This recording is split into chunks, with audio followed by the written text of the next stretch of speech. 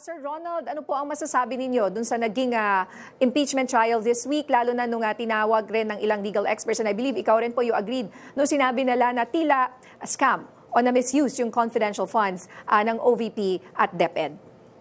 Well, dati kasi ay alam na natin yung mga aliases na pinagtatawanan natin. Si Piatos, si Tempura, si Nova, nadagdagan na ni Andy Lim, etc. Pero lumabas na rin yan doon sa Quadcom, sa Justice Committee, sa House. Alam na rin natin yung mga notice of disallowance. Bagaman mas naging konkreto ngayon dito sa impeachment trial.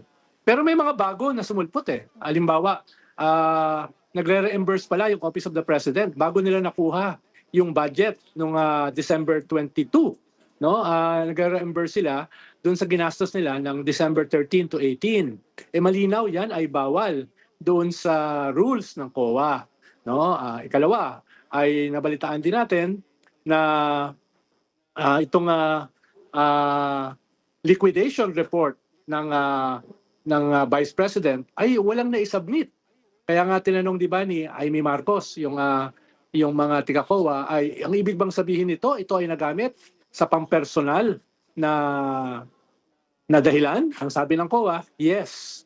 Dahil pag wala kang liquidation report, ang presumption ng COA ay ginamit mo for personal gains. No, malinaw yon. Kaya ito yung mga bago na nadiskubre natin dito sa this week na impeachment.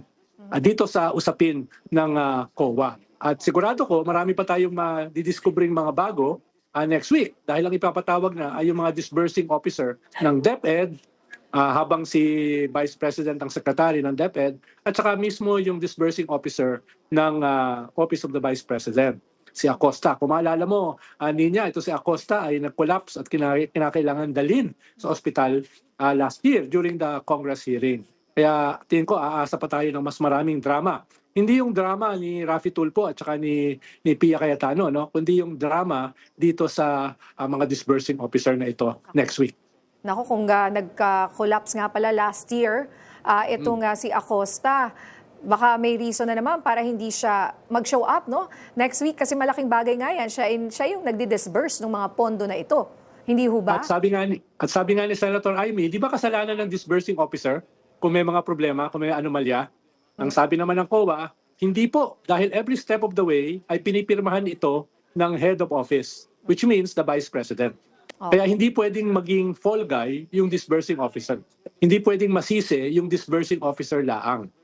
Pero hindi ko pa kasi alam, Ninya, kung ipapatawag pa yung mga possible smoking gun. Si Colonel La Chica, yung nag-distribute nung pera, allegedly, at actually bawal yun Bawal yun. Dapat yung magdi-distribute niyan, yung disbursing officer. Hindi ko rin alam kung ipapatawag si Madriaga, na nag-testify sa Justice Committee sa House na itong intelligence fund ng Office of the Vice President ay hindi naubos ng 11 days lang.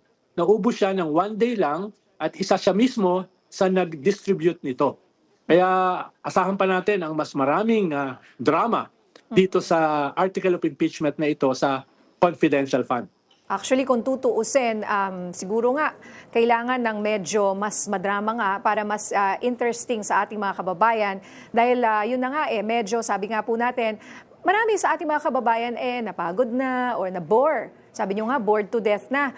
Buti na lang nandun si Attorney Lorna Capunan para, di ba, to make things spicier. Hindi ho ba? Yes, dahil nga ito ay hindi lang isang judicial process, isa rin itong political process. So, aasahan natin na performative din ito. At yun yung ginagawang role ni Attorney Capunan. Nagpapatawa rin siya. Sabi nga niya, di ba, last week, kung ayaw niyong aprubahan yung hawak naming AR na evidence, di gamitin na lang natin yung ebidensya niyo dahil manonood pa ako ng Odyssey. Yung mga ganun bang hirit? Tapos sabi nga niya, wag niyo na akong purihin para naman tumburol. Buhay pa naman ako. Sabi niya kay yung bata na defense lawyer. Tapos sinabi rin niya, tempted na ako na paluin sa puwet itong abogadang ito. So, hindi naman siguro binababoy ni Attorney Capunan yung impeachment process, medyo pinapasaya lang niya para yung mga tao ay patuloy na manood. Yun nga, nakita nga natin na sabi nga nila maaring part talaga ito nung proseso. At kung gusto mong intindihin, sabi niya, if you look at the bigger picture, ay dahil nga po sa kanyang mga hirit, ay mas nanood yung mga tao and hopefully mas lalo silang tumutok doon mismo sa mga mas importante pang part ng impeachment trial. Pero may isa pa, Sir Ronald, na lumutang kahapon yung tungkol sa misleading questions issue.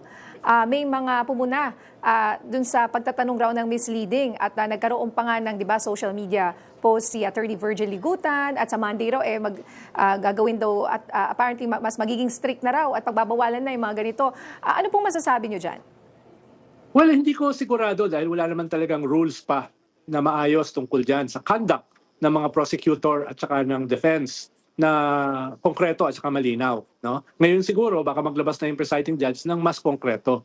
Pero yung yung prosecution, hindi naman sila talaga inaasahan na maging neutral katulad ng mga senator judges. Yung senator judges nga, ang tawag sa sarili, neutral, pero hindi naman neutral. Sila yung dapat maging neutral. Yung mga prosecution, talagang one-sided yan. Kaya yung halimbawang na-post sa social media, tingin ko bahagi lamang yan ng pagiging one-sided. Ngayon, kung yan ba ay may binabiolate na etiquette, siguro yun yung pwedeng pag-usapan sa Lunes. Opo. Pero tingin ko hindi yan ganun kasama o hindi yan hindi yan mali dahil nga yung mga prosecution ay talaga namang may mga kanyan, may mga Facebook yan, meron naman talagang social media yan. At wala namang sinabi sa kanila, at least for now, kung ano yung bawal at ano yung pwede. Opo. Kung sakali na maglalagay sila ng rules sa Lunes, then hindi siya dapat retroactive. Hindi dapat gamitin yan labang kay Attorney Ligutan. Opo. And puntahan naman po natin yung latest Octa survey. Doon nga po sa pinakahuling survey nila, lumabas dito sa hypothetical tandem round ni na Mayor Leni Robredo at Senator Raffy Tulfo ay dikit o nangunguna pa nga raw laban sa Sara Duterte ay ni Marcos tandem. Ano ang totoong sinasabi po sa tingin nyo nito sa realidad ng politika natin ngayon? Posible ba talaga ang isang Leni-Raffy alliance o magkaiba ang kanilang political basis? Ito mga naman talaga to nasa realm ng possible. Halimbawa, duda ako kung si Raffy Tulfo ay open mag-Vice President. Pero baka mas open si Erwin Tulfo. So tingin ko Leni Erwin Tulfo tandem ay hindi imposible. Hindi siya imposible. Dahil at this point ay pareho naman silang nagsabi na hindi sila tatakbo, pero at the same time, pareho naman silang nasa kampo na hindi Duterte. No, yung si Erwin Tulfo nasa administrasyon, si Leni Robredo naman ay nasa isang independent opposition, no? Kaya hindi malayo na sila ay magsama kung sakaling babaguhin nila yung posisyon nila na wala silang interest na tumakbo. Ang mas mahalaga rito ay itong dalawa na nagsasabing hindi sila tatakbo ay pumapantay o lumalamang pa kay Sara at doon sa posible niyang katandem. Yun siguro yung wake-up call sa kampo ni Sara. Dahil si Sara pa lang yung nagsabi na siya ay tatakbo, pero yung mga nagsabi na hindi tatakbo ay pumapantay o lumalamang pa ng konti. Kaya tingin ko ay panic time yung kampo ni Sara. Whether yung kanyang kukuning Vice President ay si Amy Marcos, duda ako. Baka sakali si Robin Hood Padilla ang kunin niya. Dahil nga yung dating lumalabas na pangalan, si Marcoleta, ay nakakulong na at posibleng damaged goods na rin. No? Okay. So, itong mga tandem na ito ay mag-unfold pa ito, Ninya. Pero mukhang hindi naman ito malayo sa katotohanan. Pwedeng hindi pa siya ganun ka-eksakto, pero hindi rin siya ganun kalayo. Opo. Speaking of the Raffy Erwin Tulfo, yung magkapatid nga po na senador, sinasabi nyo na baka hindi si Raffy. Ito po ba ay dahil sa yung term kasi, pagka tumakbo si Senator Tulfo, kahit matalo siya, ay senador pa rin siya, hindi ba? Pero kung si Senator Raffy Tulfo ay matalo, wala na. Yes, kaya nga ang halos sigurado ko ay hindi tatakbo si Raffy Tulfo for a higher position. Ayon sa aming kwentuhan, ang tatakbuhan niya ay senador. Si Erwin nga, sabi mo nga, Ninya, kahit matalo siya, ay senador pa rin siya. Kaya baka mas open siya. But then again, ang sabi niya, hindi siya interesado. Dahil nga 2 years pa naman. 2 years pa naman. Isa rin pwede na tumakbong Vice President ay si Win Gatchalian. No, dahil siya ay Senate President ngayon at meron din siyang nabubuong traction, no? Okay. So marami pang pwedeng mangyari, Ninya. Opo. And last, two questions pagsamahin ko na lang para mas mabilis dahil last question ko na raw. Yung isa po, first question ko is about the Senator Lauren Legarda and Kong Leandro Leviste na umalis sa bansa sa gitna ng mga reklamo laban sa kanila. Sa tingin niyo po ba, totoo ba itong medical leave lang o gaya ng sinasabi ng iba, baka may mas malalim na dahilan at yung tanong na babalik pa kaya sila? At yung isa ko naman pong tanong, back-to-back po to yung kay Chris Aquino, pagdalaw niya kay First Lady Liza Marcos. Well, yung una ay parang hindi naman maitatago yung dahilan ng paglabas ng bansa ng biglaan nung mag-ina. Ay dahil kinasuhan sila, binigyan sila ng preliminary investigation ng ombudsman. At hindi mababaw yung kaso na yun, no? Conflict of interest, no? Yung pagsingil sa kanila ng 25 billion do sa hindi pag-deliver nung nakuha nilang franchise at saka yung pagbenta nila ng franchise na hindi sumunod sa proseso. Kaya medyo seryoso yon. At duda ako kung i-risk yan nung mag-ina. Kahit isang araw na makulong sila, hindi nila i-risk yan. Lalo na nakita nila na at least dalawa sa kanilang mga kapwa-senador ay nakulong na. No? Kaya tingin ko, hindi naman maitatago na yung dahilan sa kanilang paglabas ay less tungkol doon sa sick leave, kung hindi mas dahil dito sa kasong plunder na ikakaso sa kanilang mag-ina. No?